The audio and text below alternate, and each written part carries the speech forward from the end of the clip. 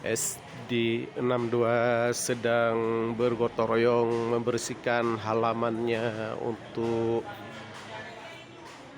mengajar tatap muka, persiapan untuk mengajar tatap muka. Inilah lingkungan SD 62 lagi bersih-bersih, Jumat bersih. Ini.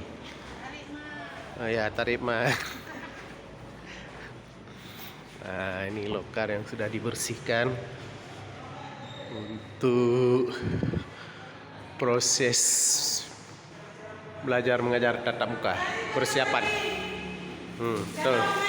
Ya, masuk terus. Ya. Iya.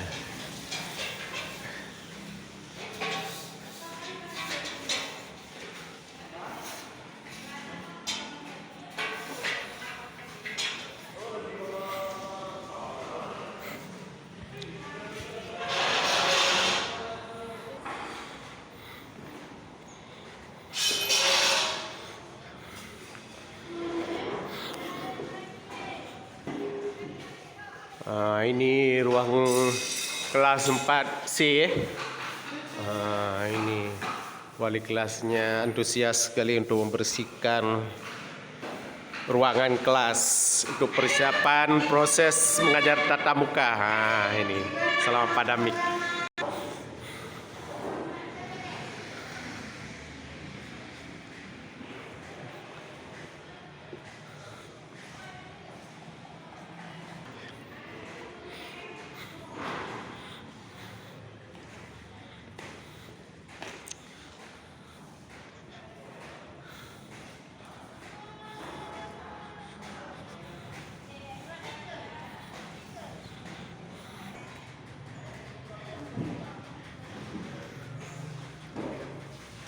Ya, ini kelas 3C ya.